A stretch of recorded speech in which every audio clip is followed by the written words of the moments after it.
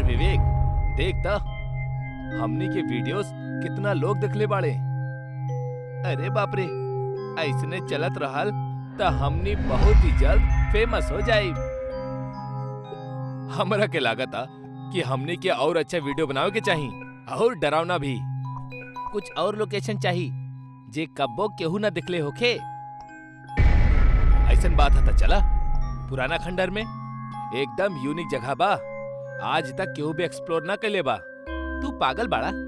सब लोग कहेले कि वहाँ भूत बा। भूत भूत कुछ ना होखेला यार। और अगर हमने के फेमस होखे के बा त ऐसे एडवेंचरस वीडियो ही डाले के होखी। सोच ला, डर के आगे जीता हमार दोस्त। ये देखा भाई, ये वीडियो पुराना खंडर के हा, एमे मिलियन व्यूज हा।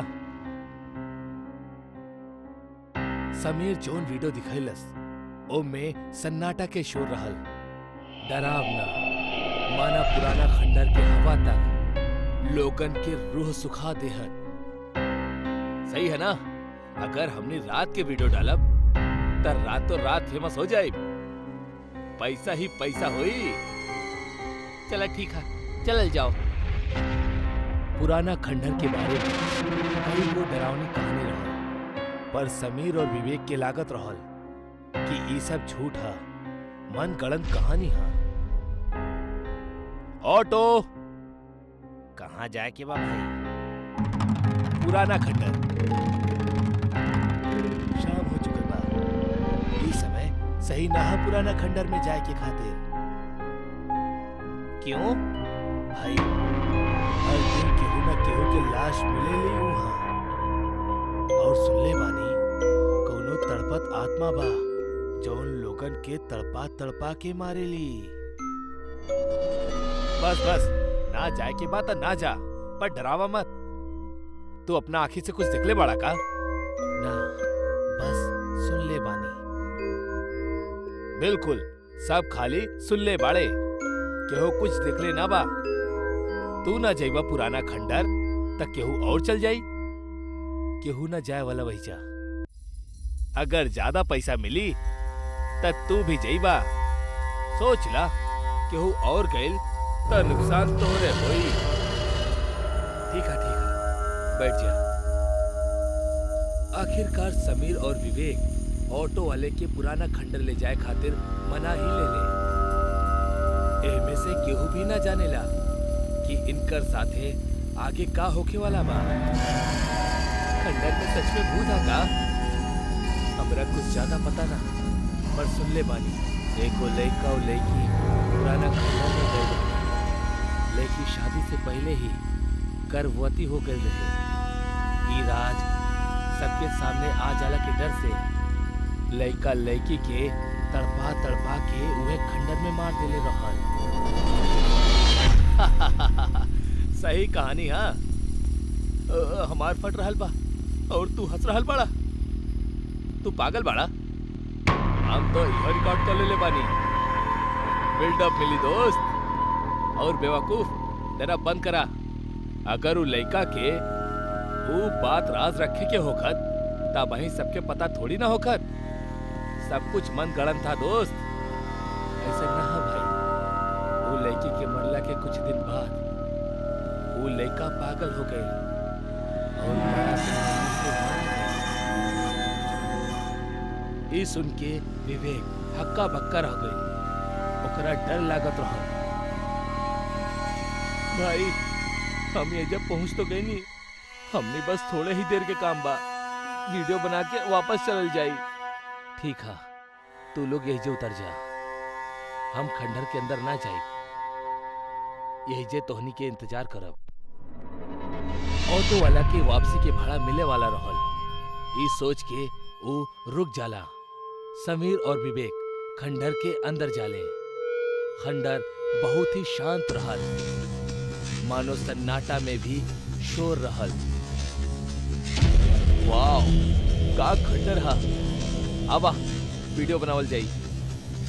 खड़े खड़े देखा थी रही बा या अंदर भी चल बा। समीर वीडियो शूट कर रहा बा। हर तरफ अंधेरा ही अंधेरा बा और अचानक ओकरा के चमकर लाल आग चीख सुन के जब विवेक पीछे घूमेला तो ओकरा भी उहे लाल आग दिखाई देली। दोनों सहम जाले और अपन जान बचावे के लिए भागे लगे। लेकिन जब ट्रेन के आवेले त गेट बंद रहा। अरे भाई बचावा बचावा हमनी के। ऑटो वाला डर जाला। हम बोले रहो अंदर मत जा। अरे भाई वो सब छोड़ा, हमार मदद करा पहले। समीर और विवेक तीनों मिलके गेट खोलने की कोशिश करते थे, पर वो गेट वो लोगन से खुल ही ना पाए। तब फिर अचानक से केहू के कदम के आहट सुनाई देला और कोनो औरत समीर के घसीट के खंडर के अंदर ले जाए।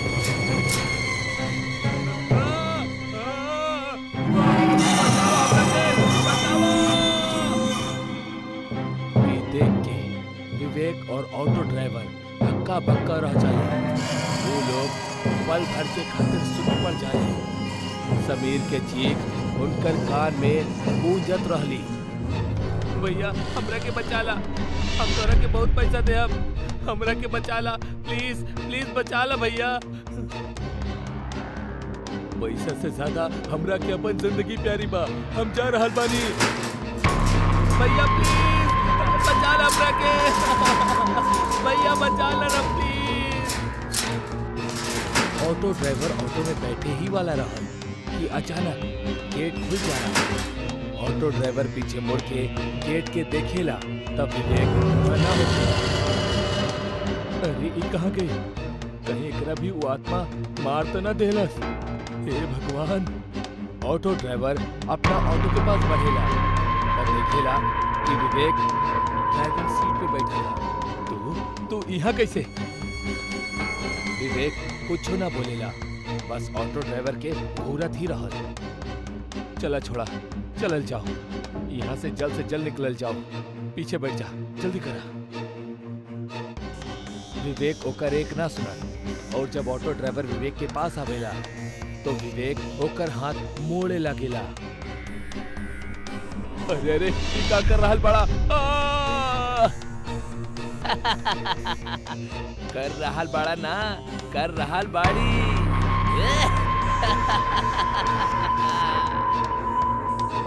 छोड़ छोड़ हमरा के। तू यहाँ हमार तड़प के तमाशा देखे आयल रहला ना, अब तू भी तड़प तड़प के मरबा हमार तरह।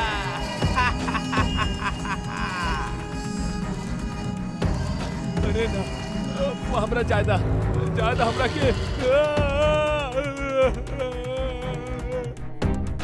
विवेक ऑटो ड्राइवर के हड्डी तोड़ब शुरू कर देलस। ओकर पूरा शरीर से कड़ कड़ के आवाज आए लागल और हर हड्डी के आवाज के साथे ओकर चीख गूंजे लागल।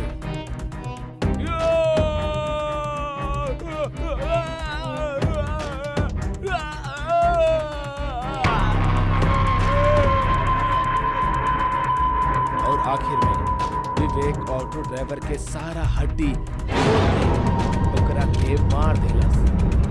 अब बस विवेक जिंदा रहल। विवेक हंसत हंसत खंडर से खाई की ओर बढ़े लागल।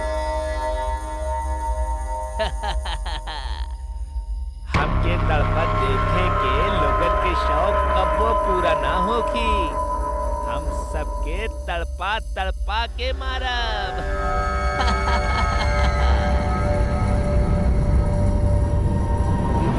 विवेक के आत्मा विवेक के शरीर के खाई से नीचे फेंक देगा। विवेक चट्टान से टकरा नीचे पहुंच गई और वो अपन आखिरी सांस लेलस। विवेक के मरला के बाद खून से सनल पांव खाई से खंडर की ओर चल पड़ल। तड़पत आत्मा वापस खंडर में चल जाली। भीमपुर गांव में पिछला 10 साल से लोग अंधेरा होखला के बाद अपना अपना घर से बाहर ना निकले लें। अंधेरा होखला के बाद भीमपुर गांव में चोटी वाली चुड़ैल घूमेली। आज हम कैसे भी बच जाए चोटी वाली चुड़ैल से। हे भगवान बचा लिया, प्लीज बचा लिया भगवान, बचा लिया।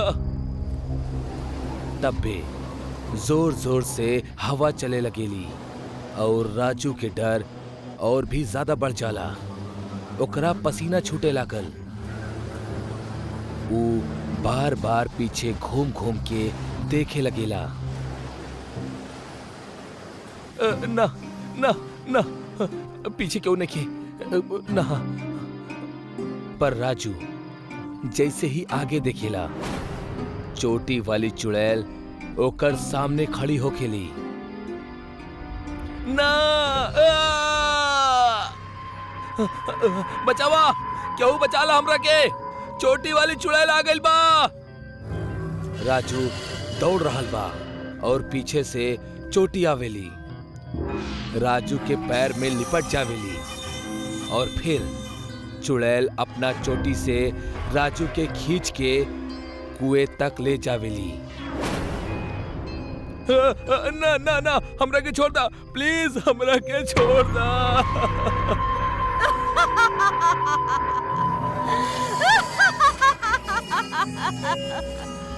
चुड़ैल राजू के गुहार ना सुनेली और ओकरा कुआं में फेंक देवेली। राजू के तैरल ना आवेला। वो पानी में हाथ पांव मारत मारत मर जावेला। केहू भी गांव वाला राजू की मदद ना कर पावेला। अगला सुबह राजू के लाश कुआं से बाहर निकल जाली। गांव वालन के राजू के मौत के अफसोस रहल, पर उनकर मन में चोटी वाली चुड़ैल के डर भी रहल। कुछ दिन बाद गांव में एगो नवविवाहित पति पत्नी अइले। दोनों की जोड़ी काफी अच्छी रहल। सब लोग उनकरा ही देखत रहले। मोहन, सब लोग हमनी के ऐसे काहे देखत बाड़े? अरे तू चिंता काहे कर रहल बाड़ू? गांव में हमनी नया बानी, यही लिए शायद लोग हमनी के देखत आनी। वैसे भी गांव वालन के तो आदत होखेली। हमके बहुत अजीब लागता। पहले चल के फ्रेश होके नी, फिर गांव वालन से मिलल जाई। ओकरा बाद तोहरा अजीब ना लागी। मोहन वो औरत के घर जाला जहां वो किराए पे मकान के बात कैले रहल।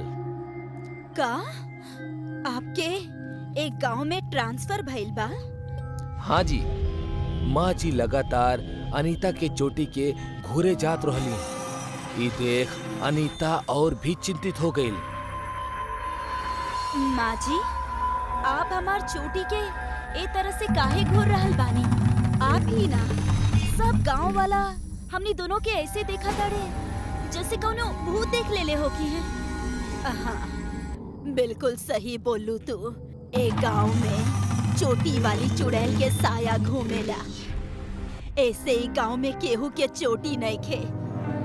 अगर आप दोनों के अपन जान प्यारा बा तो चोटी काट दा, ना तो एक गांव के छोड़ के चल जा, ना तो वो चोटी वाली चुड़ैल तो उन्हीं दोनों के मार के भूत बना दी है।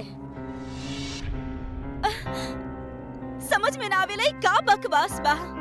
भूत प्रेत, हम इस सब बात पे ना विश्वास करेनी। हम चोटी ना काटब। ए चोटी के बढ़ावे में कितना साल लग गईल, बस हमरा के ही पता बा। हम चोटी ना काटब। माँ जी, आप हमनी के आपन कमरा दिखा दी।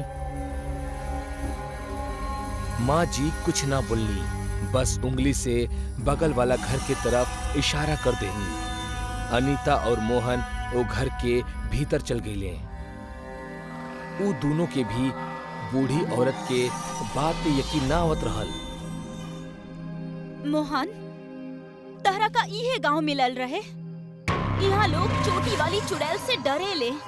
सचो सचो ऐसन कुछ होई त का होई? का तू भी ई बेवकूफ गांव वालन के बात में आ गइलू?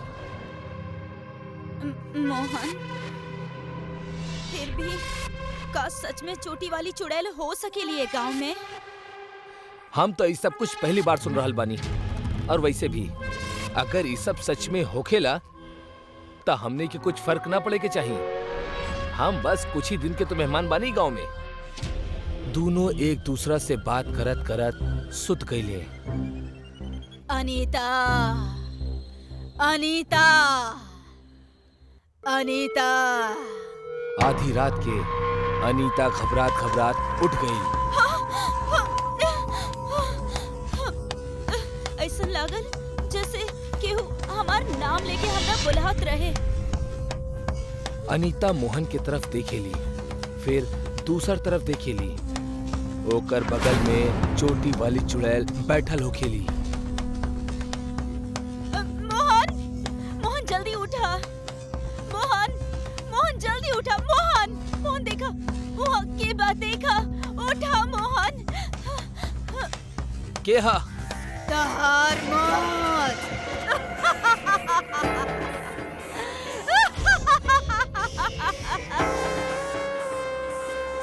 अनीता और मोहन दरवाजा से बाहर भागेले, पर चुड़ैल मोहन के चोटी से पकड़ लेवेली और ओकरा वापस बेड पे खींच लेवेली। बचावा हमरा! चोटी वाली चुड़ैल मोहन के अपना चोटी से गला घोट के मार देवेली।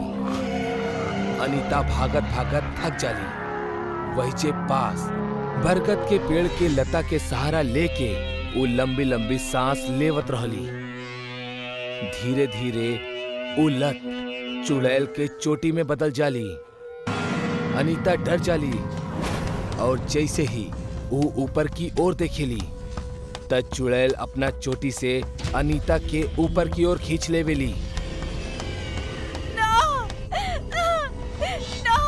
हमरा के छोड़ दा, हमरा मत मारा, हमरा जाए दा। हम तहर का बिगड़ले बानी, हमरा छोड़ दा, हमरा के छोड़ दा।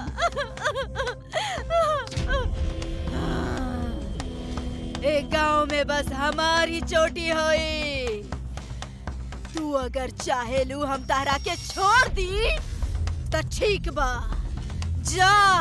चुड़ैल अनीता के पेड़ के ऊपर से नीचे छोड़ देवेली। अगला सुबह खून में लथपथ अनीता के लाश सारा गांव वालन देखेले। ये देख के गांव वाले तांत्रिक बुलावे के फैसला करेले।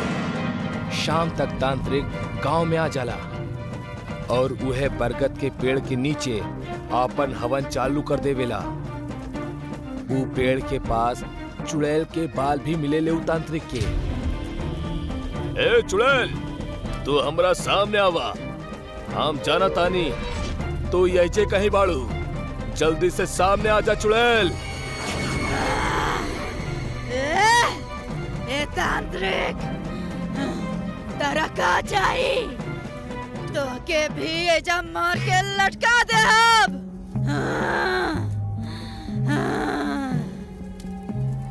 हम जौन जौन सवाल पूछा तानी ओकर सही जवाब दिया, वरना अच्छा ना होई। तू हमार शक्ति से अनजान बाड़ू। तू सोच भी ना सकेलू हम तोहार ऊ हाल कर सकेनी। तू ई लोगन के काहे मारा ताड़ू? हम हूँ एक गांव में रहत रहनी। हमार नाम गंगा रहे। ओ ठाकुर, 12 साल पहले। अरे गंगा, तू हमरा से शादी करला। हमरा के तोहार बाल बहुत पसंद बा। शादी हम तोहरा से ना करब। तोहरा जैसा नीच इंसान हम कहीं ना देखले बानी। अच्छा ता अब हमार नीचपन भी देखला। ओ ठाकुर, हमार चोटी पकड़लस और हमके गांव से बाहर घसीटत ले गईल। हमार पूरा शरीर छिल गईल। हम रोवत चिल्लावत रह गईनी। केहू ना आइल हमरा के बचावे। ओ हमरा के घसीटत रहल जब तक हम मर न गईनी।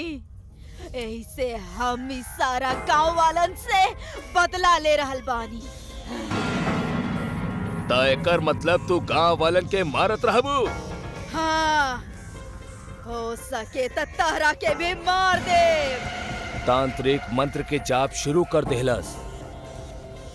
चुड़ैल तड़पत रहली और अंत में चुड़ैल तांत्रिक के बोतल में बंद हो गई। तांत्रिक बोतल के उठौलस और जंगल के ओर चल पड़ल। ऊ बोतल के अंदर से चुड़ैल चीखत रहली, पर ऊ बाहर ना निकल पावत रहली। चोटी वाली चुड़ैल बोतल में ही कैद हो गई रही। एगो गांव में एगो डॉक्टर रहल जौन बहुत ही अच्छा इलाज करत रहल। गांव के हर एगो आदमी ओकरा पास ही अपन इलाज करावे खातिर जात रहल। गांव में ओकर एगो छोटा सा क्लिनिक रहल। एक दिन भोजा नाम के एगो आदमी अपना बीवी के जख्मी हालत में डॉक्टर के क्लिनिक पे लेके आइल। ओकरा बीवी के एक्सीडेंट होखला के कारण बहुत खून बहत रहल और वो मरे के कगार पे रहल। डॉक्टर साहब, हमार बीवी के बचा ली, बहुत खून बहाता होकर। का भइल एकरा के?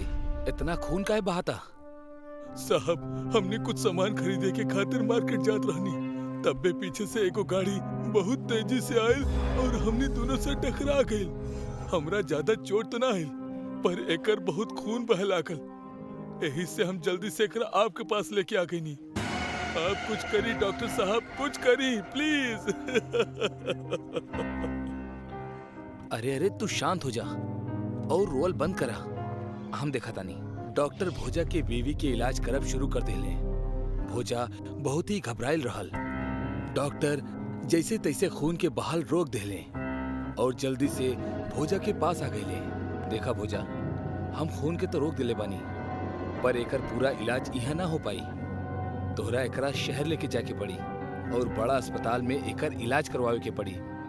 साहब, हमारे पास इतना पैसा नहीं खे, और अगर शहर ले जात एकरा के कुछ हो गल त बात के समझा। ये जा हमरा लगे इतना साधन नहीं खे कि हम एकर इलाज कर सकी, और अगर एके यहाँ रखला तो शायद एकर जान के भी खतरा हो सकेला। पर हम इतना पैसा कहाँ से लाई साहब? हम बहुत ही गरीब आदमी बानी। इला, ये कुछ पैसा रखा। जब तहार बीवी ठीक हो जाओ तब बाद में हमरा के लौटा दिया। अब जा जल्दी करा, एकर हालत बिगड़ रहल बा।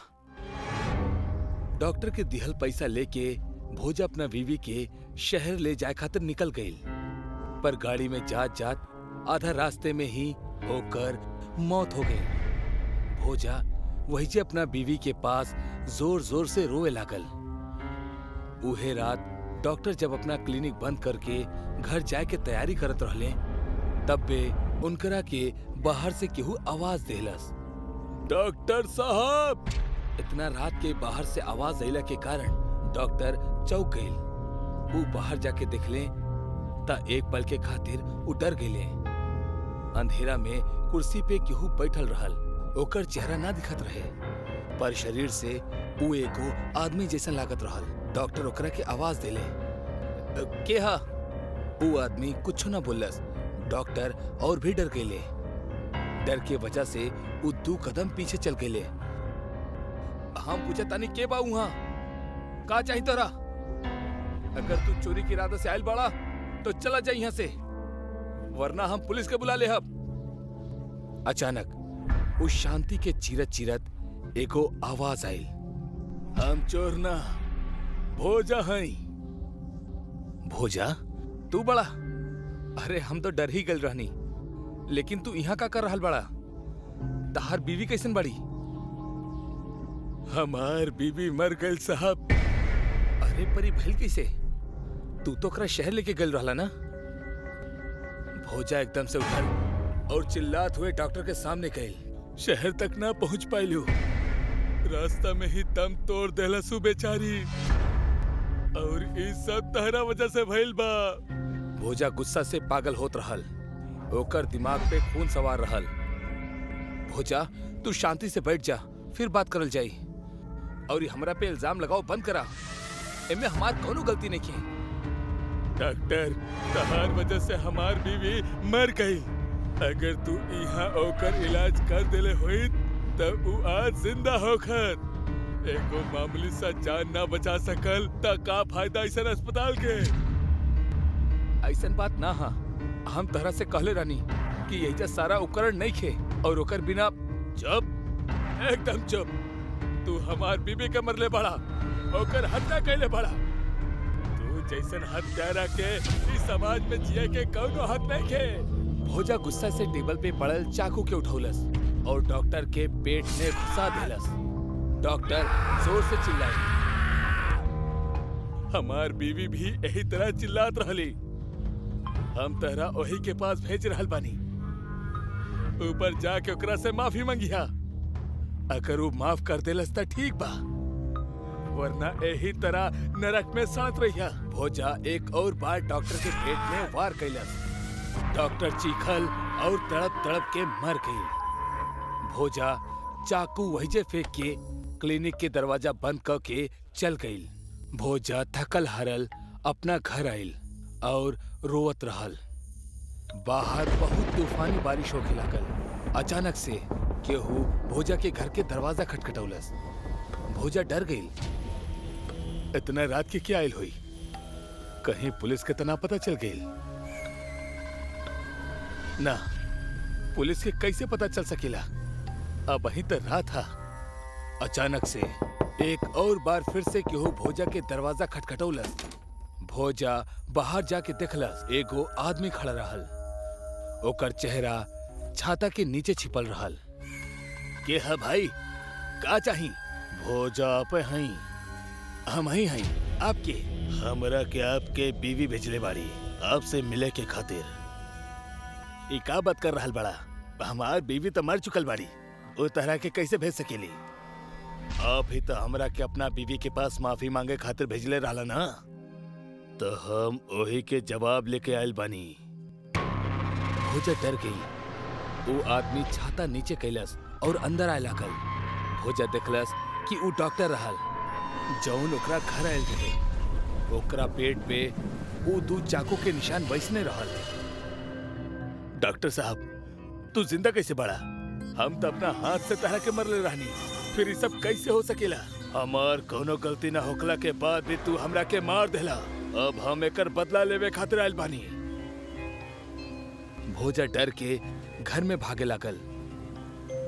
डॉक्टर भी ओके पीछे गई। हमरा के माफ करता, हमरा के ज्यादा। हमार हत्यारा के हम ना छोड़ब। और वैसे भी ऊपर जाके हम तहरा बीवी से बात कैले बानी, ओकरा तहर हरकत के बारे में बतौनी, ओकरा से माफी भी मांगनी। पर वो हमरा से कहलस कि भोजा के ओकरा गलती के सजा मिले के ही चाहिए। हम कुछ न कैले बानी, तू झूठ बोल रहल बड़ा, तू एगो भूत बड़ा। डॉक्टर भोजा के तरफ आवे लागल और जोर जोर से हंसे लागल। डॉक्टर अपना छाता के खोलस तो ओहमे से बहुत सारा इंजेक्शन नीचे गिरल जौन खून से भरल रहे।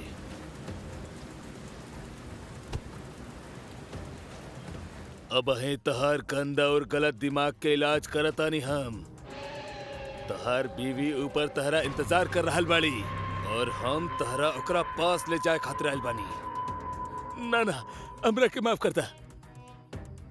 डॉक्टर नीचे पड़ल इंजेक्शन में से एगो इंजेक्शन उठौलस और भोजा के गले में घुसा देहलस। डॉक्टर पूरा के पूरा खून ओकरा गला में छोड़ देहलस और इंजेक्शन वापस ना निकललस। भोजा दर्द के वजह से जोर से चिल्लाई और नीचे गिरे लागल। जहां डॉक्टर इंजेक्शन मरले रहल, भोजा के वो जगह नीली पड़ गई। एक एक के डॉक्टर सारा इंजेक्शन भोजा के शरीर में लगा देलस। भोजा के पूरा शरीर धीरे धीरे नीला पड़े लागल और नीचे गिर के थर थर कांपे लागल। भोजा के ऐसा देख के डॉक्टर बहुत खुश होत रहल। ओकरा बाद डॉक्टर उहे चाकू निकललस जेकर उसे हत्या भइल रहे। डॉक्टर उहे चाकू भोजा के पेट में घुसा देहलस और ओकर अतड़ी बाहर निकाल लेलस। भोजा दर्द के मारे चिल्लाए लागल और थोड़ा ही देर में ओकर मौत हो गई।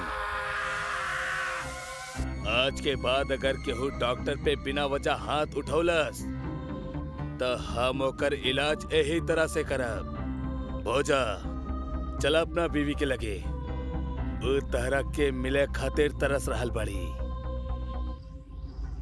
डॉक्टर भोजा के लाश के उठौलस और वहां से निकल गई। मनी पटियाला शहर में रहे वाला एगो व्यक्ति है। एक दिन कोनो काम से मनी अपना घर के पास वाले मॉल में कुछ खरीदे खातिर जावेला और जैसे ही वो सामान खरीद के निकले लागल त मॉल के मैनेजर ओकरा से कहले सर रउआ हमनी के लकी कस्टमर बानी, यही से रउआ के हमनी के आलिशान होटल में 3 दिन और 2 रात रुकल के मौका मिलल बा जी, उहो फ्री में। रउआ के साथ अपन एक दोस्त लेके जा सकतानी, ओकरा के भी ई सेवा बिल्कुल फ्री में दिहल जाओ। अरे सर धन्यवाद। सर रउआ के ई होटल कहाँ बा? अरे सर हमनी के होटल गोविंदगढ़ में बा। सर रउआ के आज ही गोविंदगढ़ खातिर निकले के पड़ी, काहे के ई ऑफर शुरू हो चुकल बा। जी सर, हम अबही आधा घंटा में गोविंदगढ़ खातिर निकल जाता नी, ठीक बा? मनी मैनेजर के बात सुन के बहुत खुश हो जाला। मनी अपना साथ चले खातिर अपना बहुत ही अच्छा दोस्त हनी के फोन करेला। और भाई हनी का हाल बा? हम तो बढ़िया बानी भाई, तू सुनावा, तू हमरा के आज कैसे याद किया? हमरा ना एक गोविंदगढ़ के आलिशान होटल में 3 दिन और 2 रात रुके खातिर मौका मिलल बा, और उहो फ्री में। और हम अपना साथे अपन कोई भी एक दोस्त लेके जा सकतानी, का तू चलबा हमरा संगे? अरे भाई नेकी और पूछ कब निकले के बा बोला? बस भाई तू पैकिंग कर ले, आधा 1 घंटा में निकलतानी। हाँ बस हम जल्दी से पैकिंग करके तोरा घरे आवतानी, जल्दी आ जा भाई, आज तो अपन मजा बा। हनी अपन पैकिंग करके मनी के घर पहुंच जाला। मनी के घरे पहुंचते ही वो दोनों एक गाड़ी में बैठकर गोविंदगढ़ खातिर निकल पड़ले। जब दोनों गोविंदगढ़ के आधा रास्ता तक पहुंच जाले तो अचानक बारिश शुरू हो जाला। अरे भाई ये अचानक बिन मौसम बरसात कैसे शुरू हो गई? अबे कुछ देर पहले तो मौसम अच्छा खासा साफ रहल। पता नहीं भाई आज मौसम के का हो गईल बा, पर तू चिंता काहे करत ताड़ा? तोहार भाई बा ना तोरा संगे, देख तोरा के कैसे हम चुटकियों में गोविंदगढ़ पहुंचा बतानी। अरे भाई जब तू हमरा साथे बाड़ा त काहे के चिंता। थोड़ा सा आगे जाते ही दोनों सहूली नाम के गांव में आ जावेले और वहां पहुंचत ही उनकर गाड़ी अचानक बंद हो जाली। अरे भाई अभी गाड़ी के का हो गईल? पता नहीं भाई, आज हमरे साथ का होखा था। पहले ही बिन मौसम बरसात और अभी गाड़ी बंद पड़ गई। अब भाई का करें, आसपास कोनो मैकेनिक भी ना मिली और रात भी होए वाली बा। काहे ना आज रात ई गांव में कोनो रहे के जगह देख के रुक जाई। हाँ अब तो यह करे के पड़ी। दोनों अपना आसपास देखे लगले। उनका एक व्यक्ति ओजा से जात देखाइल है, तो मनी ओकरा से पूछलस कि अरे भाई सुनी, एजा आसपास कोनो रहे के जगह बा का जहाँ पे हमनी दोनों रात गुजार सकी? एजा रहे खातिर एक होटल त बा, पर ओजा रुकब खतरा से खाली नहीं खे। काहे के ऊ होटल में कहल जाला कि अक्सर मुर्दा दिखाई देवेले जे इंसान के अपन शिकार बना लेवेले। अरे भाई काहिले अंधविश्वास फैलावताड़ा? ई मुर्दा वुर्दा भूत वगैरह कुछ ना होखेला, सब अंधविश्वास हो। अगर तो उन्हीं लोगन के मरे के इतना शौक बा त जा, हमरा का एजा से थोड़ा आगे जाए तो वो होटल दिखा जाई।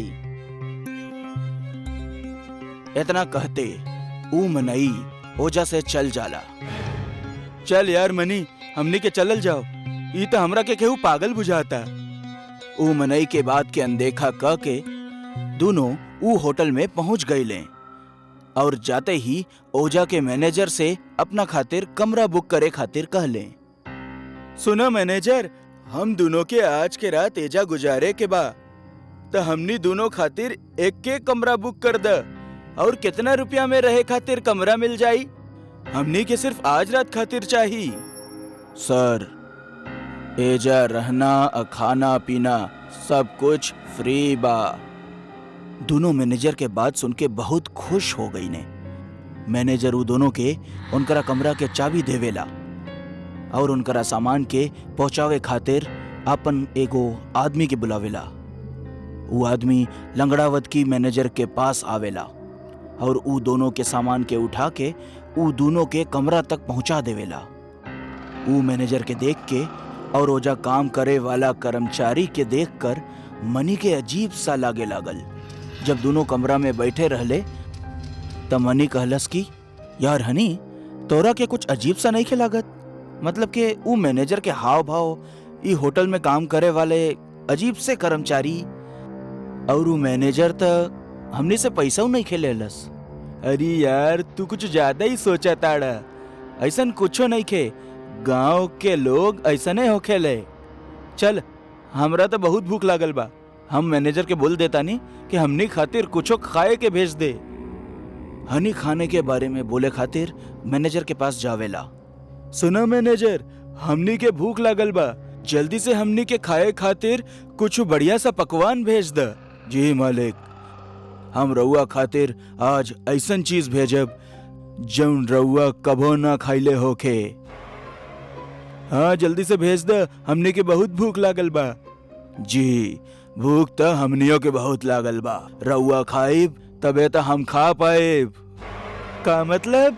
मालिक, थोड़ा देर में रउआ सब समझ जाइब। रउआ राउर कमरा में रुकी, हम रउआ खातिर खाना भेजतानी। हनी अपना कमरा में चल जावेला। थोड़ा देर बाद होटल के वेटर और उ दोनों खातिर खाए खातिर एगो डिश लावेला। उ डिश एगो बर्तन से ढाकल रहे। एमे कहा, एमे रउआ दोनों खातिर खाना बा। रउआ एकरा देखब तो हमेशा खातिर याद रखब। इतना कह के उ वेटर ओजा से चल जाला। जब मनी डिश के देखे खातिर बर्तन के ओजा से हटावेला तो ओमे एगो लड़की के कटल गर्दन पड़ी रहे। ई देख के दोनों बहुत डरा जाले। ई का हो? हमरा के तो शुरुआत से ही होटल में बहुत अजीब सा लागत रहल है। ते ही हमरा बात पे विश्वास नहीं करत रहले है। हाँ भाई, हमरे मती मरल रहली है जौन हम तोहरा बात पे यकीन ना कईनी। अब का करे के का बा? भागा एजा से, अपन जान बचावा। दोनों अपन सामान वही कमरा में छोड़ के भागे लगलन और भागते हुए होटल के हॉल में पहुंच गईलन और देखा ताड़न कि हर तरफ लाश ही लाश पड़ल बा। अरे भाई, कहाँ मुफ्त के चक्कर में फंस गई नी?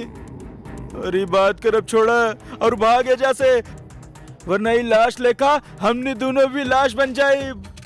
दोनों होटल के दरवाजा की ओर भागे के कोशिश करत रहले ह, लेकिन होटल के मैनेजर हाथ में कुल्हाड़ी लेके ओजा ही खड़ल रहे।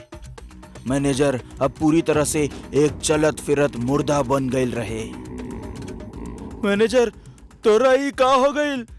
तोरा ही हालत कैसे हो गईल? हनी, लागत आई मर चुकल बा और मरे के बाद ज़ॉम्बी बन गईल बा।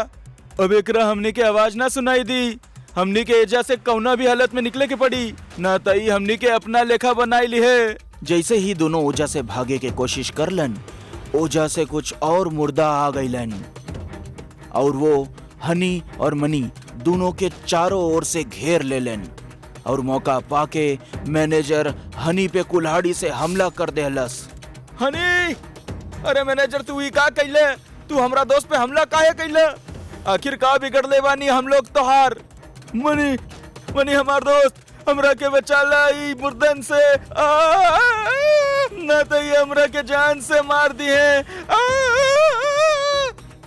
जैसे ही मनी हनी के बचावे खातिर आगे बढ़ेला, वैसे ही मैनेजर ओकरा ऊपर भी कुल्हाड़ी से हमला कर देला और देखते ही देखते मनी उहे मर जाला। फिर मैनेजर दोबारा हनी पे कुल्हाड़ी से हमला करके ओकरा के भी मार देला। फिर अगला सुबह होटल के दरवाजा पर दस्तक होला। कुछ मुसाफिर उ होटल में रुके खातिर अइलन। जैसे ही होटल के दरवाजा खुलेला, उहे मैनेजर जे ज़ॉम्बी बन चुकल रहल, उ एकदम ठीक हो जाला और उ मुसाफिरन के स्वागत करेला। नमस्ते सर, स्वागत बा रउआ के ई आलीशान होटल में। हम रउआ ऐसन सर्विस दे हम जैसन आज तक रउआ के केहू नहीं खे देले होई। जैसे ही मुसाफिर अंदर गईलन तो वहां पर सब कुछ ठीक हो जाला। ना ही कोनो लाश रहले हा और ना ही खून के एक बूंद ओजा रहले हा। और हनी और मनी जिनका मुर्दा लोग मिलके मार देले रहलन वो भी एकदम ठीक हो गईलन और वही होटल में कर्मचारी बन के साफ सफाई करत रहले हाँ।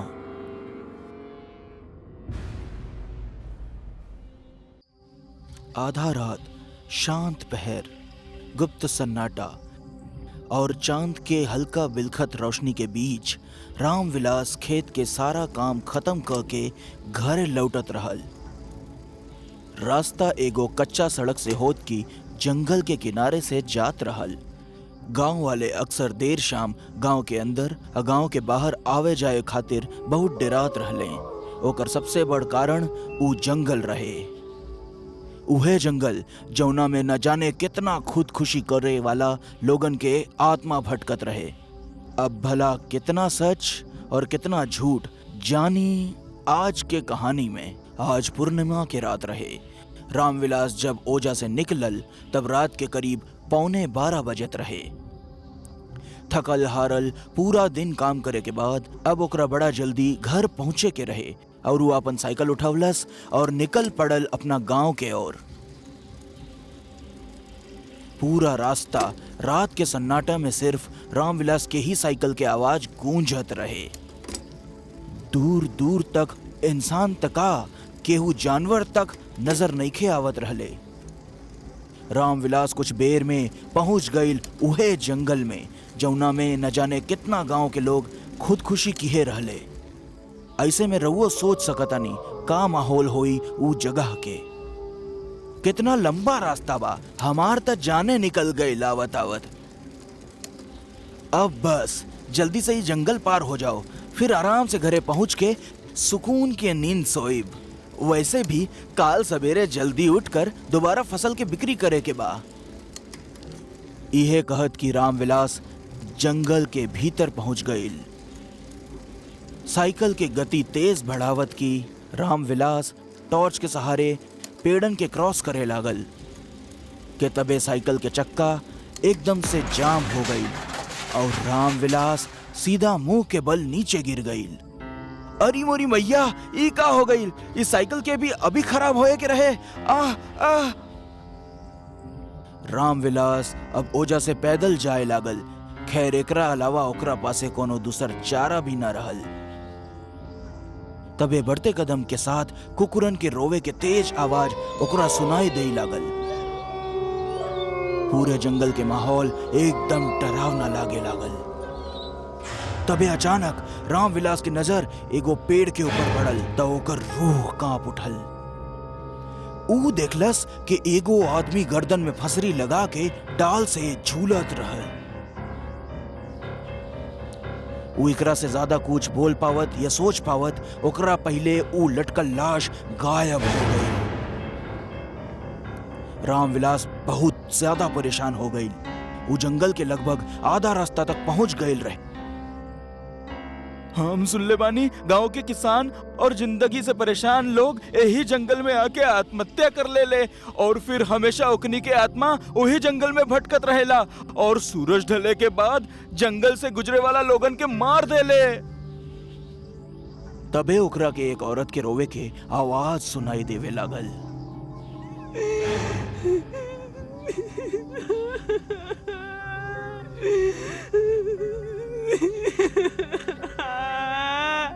यह आवाज लगातार रामविलास के कान में पड़त रहे। ई बिल्कुल उहे आवाज रहल जब केहू आत्महत्या कर लेला और तब ओकरा परिवार के लोग ओकरा लाश देख के बिलक बिलक के रोवेले। तबे रामविलास के ठीक पीछे से एक डरावना लफ्ज में एक आवाज गूंजे लागल। रामविलास, हमरा के भुला गईला रामविलास, हम तोहार दोस्त। याद बाना ऊ रात का भइल रहे? ई आवाज सुन के रामविलास के पसीना छूटे लागल। ऊ भगवान के नाम लेके चले लागल। तबे ओकरा के ऐसन लागल जैसे केहू ओकरा कंधा पे हाथ रखलेस। ओकर डर और दहशत में बदल गई। रामविलास हल्का मुड़ल तो ओकरा ऐसन लागल जैसे ओकरा पीठ पीछे केहू 6 फुट के आदमी खड़ा होकर ओकरा कंधा के दबावत रहे। ओकरा दर्द होए लागल और किसी तरह ओ हाथ के वो अपना कंधा से हटावलस। रामविलास अपना फोन में समय देखलस त रात के 1 बजे में 5 मिनट के समय बचा रहल। दहशत के सबसे तगड़ा पहर इहे होला और अब तक वो बिल्कुल कोनो नदी के बीच धार में फंस चुकल रहे। तबे ओकरा लागल जैसे ठीक ओकरा पीछे पीछे केहू चल रहल बा। पीछे से ओकरा के फिर एक आवाज सुनाई देलस। वो दिन फसल में आग लगा के हम देख लेनी रामविलास। कहाँ भागा ताड़ा? रुक जा रामविलास, रुक जा। पीछे से आवे वाली ये आवाज बार बार रामविलास के डर के बढ़ावत रहल। लेकिन अभी तक कहानी के बस शुरुआत रही। वो आगे बढ़त रहे। तबे ओकरा के खुद से कुछ दूर आगे एगो आदमी खड़ल देखान, जेकरा गला में फांसी के फंदा रहल और आंख के नीचे बड़ बड़ काला घेरा रहे।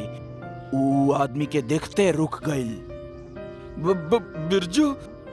बिरजू तू तो पिछले साल खुदकुशी कर लेहल रहले ना? तू अभी जिंदा बाड़े तू अभी? रामविलास अब इतना बोलते रहे कि तबे सामने खड़ल शख्स गोली की रफ्तार में न जाने कैसे बहती हवा में एकदम से गायब हो गई। ओकर बड़ बड़ अखियां और एक भयानक मुस्कान रामविलास के अब भी डरवावत रहली है। काऊ बिरजू रहल? नहीं, शायद हम कोनो सपना देखनी है। थकान के कारण पगला गईल बानी। मरल में नहीं कभो थोड़ी लौट के आवेला। इतना कह के रामविलास आगे बढ़ल। 4 कदम आगे चलले ही रहे कि एक खतरनाक आवाज में केहू पीछे से बोललेस। मरल मनई भी लौटेले जब उनका के बदला लेवे के रहे।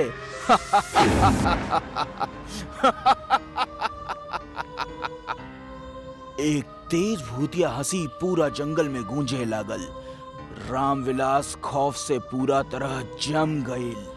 तभी सन्न से एक तेज हवा के झोंका बिल्कुल ओकरा करीब से गुजर गईल और एकरा तुरंत बाद ओकरा उ जंगल के पेड़ पे केहू भागत दिखान। रात के ई घना कोहरा वाला माहौल में उ अकेला शख्स सिर्फ भगवान के याद कर सकेला। वहां से आगे चलत रहल। रात के गुप्त खामोशी जंगल के माहौल के और डरावना बनावत रहली है। तबे बिजली कड़के लागल। लगता बारिश तेज होई वाली बा, जल्दी निकले के पड़ी। ई कही के रामविलास तेजी से भागे लागल। ऊ भागते रहल के तबे कड़कड़ात बिजली के रोशनी में ओकरा सामने बिरजू दिखान। ई बेर बिरजू के खौफनाक शक्ल देखकर रामविलास लड़खड़ा गईल और जमीन पे गिर गईल। रामविलास पता ना काहे जमीन से उठे न पावत रहा। ऐसन बुझात रहा जैसे उस जमीन से चिपक गईल बा। तभी बिरजू धीरे धीरे रामविलास के तरफ बढ़त रहे। बिरजू के अखियां पूरा सफेद रहल और गला पे गहरा चोट के निशान रहल, जेकरा देख के साफ पता चलत रहे कि बिरजू के मौत फांसी पे लटके के कारण भइल बा। हम तोहार दोस्त हई बिरजू। अरे यार जाए दे ना बिरजू, हम तोहार दोस्त हई। रामविलास के ई बात सुनकर बिरजू के आत्मा जोर जोर से हंसे लागल और बोलल, हमरा के हमरा परिवार से अलग कर दिला, दुनिया से अलग कर दिला और अब हमरा के कहताड़ा कि हम तोरा के छोड़ दी, जाए दी, ऐसे कैसे? इतना कहते ही बिरजू के प्रेत रामविलास के हवा में उछाल के सीधा पीपल के पेड़ से उल्टा टांग देलस और बोललेस, देख रामविलास, ई पेड़ के देख, तोरा कारण ही उ रात हम यही पेड़ से फांसी लगा के तड़प तड़प के अपन जान ले लेनी। जरा याद कर उ रात, यही पूर्णिमा के रात जलन और लालच के चलते ते हमरे साथे कितना बड़ धोखा कैले रहे, याद कर। रामविलास कुछ याद करे लागल। तबे ओकरा के ठीक 1 साल पहले पूर्णिमा वाले रात के घटल घटना के जिक्र याद आयल। आज से ठीक 1 साल पहले कटनी के माहौल खेतन में जोर शोर से चलत रहा। सुख के खेत गांव से दूर रहत रहे, त ऐसे में कुछ 2-4 लोग राती के जाग के खेत के रखवाली करत रहे। रामविलास सब पे नजर रखे रहल। कुछ लोग के दारू पिला के रामविलास सोचलस के बिरजू जौन ओकर सबसे बड़ा दुश्मन ह, ओकरा के खत्म कह दिहल जाओ। रामविलास और बिरजू में सांप नेवला वाला दुश्मनी रहे। जलन और लालच के प्रतिशोध में जल के रामविलासवा धोखा से बिरजू के फसल और हरे भरे खेत के जला के राख कर दिलस। अगला सुबह गांव वालन के लागल शायद खेत जले से सब तबाह हो गई, लेकिन ई कुल त सोचल समझल साजिश रहे जेकरा रामविलास अंजाम दिहल रहे। बिरजू के सारा मेहनत और ओकरा परिवार के पेट भरे के एकमात्र साधन ओकरा से छीन लिहलस। अगला दिन बिरजू ओही जंगल के पेड़ से लटक कर आपन जान ले लिहलस और तड़प तड़प के ई दुनिया के अलविदा कहलस। जब ओकरा लाश के गांव लावल ग तो ओकरा परिवार में मातम के माहौल रहे। पता ना काहे पर उ वक्त रामविलास के भी अपने सच से घोटन होए लागल और उ बिरजू के मरल शरीर के कान में ई कह दिलस कि उहे बिरजू के खेत के जला के राख कह दिलस। उ अपन बोझ हल्का करे चाहत रहे। रामविलास अपना अंदर के सच बता त दिहलस, लेकिन बिरजू अपना मौत के बाद भी शायद उ सच के सुन लेहलस और बस ओकर आत्मा पर लोक से एक बार फिर मृत्यु लोक आयल, सिर्फ और सिर्फ रामविलास के ओकरा किए के सजा दे खातिर। रामविलास के कुल याद आवत रहल। तबे ओकर गर्दन कसे लागल, ओकर सांस रुके लागल। ऊ चीखे चाहत रहा, लेकिन ओकर जुबान से आवाज तक ना निकल पावत रहे। कोनो मोटी सी रस्सी ओकरा गला के कसत रहे। साफ शब्द में ओकरा के फांसी दिहल जात रहे। अब ऊ बिल्कुल फांसी के फंदा पे झूले लागल और बिरजू उहे पेड़ के नीचे एक प्रेत के खौफनाक हंसी दिहे जात रहल, जे माहौल के और भी डरावना बनावत रहले। रामविलास उहे तड़प तड़प के अपन जान दे दिलस और ओकरा बाद अगला दिन गांव वाले जौन दिखलेन, सब लोग रामविलास के मरल शरीर के खौफनाक चेहरा दिखलन। ओकर आंख नहीं के रहल, जुबान बाहर लटकल रहे, फंदा ओकरा गला में बहुत बार लपेटल रहे, लेकिन अब ऊ बार बार झूलत रहे। गांव के लोग और ओकरा परिवार के लोगन के रामविलास के खुदकुशी के जरा भी विश्वास नइखे होत रहल। खैर, अब कर्म का पाप त इंसान के यही लोक में भोग के जावेला। एही ले किहल कर्म वापस जरूर लौटेला। अगर केहू के साथ धोखा करे तो ओकर बदला मरे के बाद और घातक होला।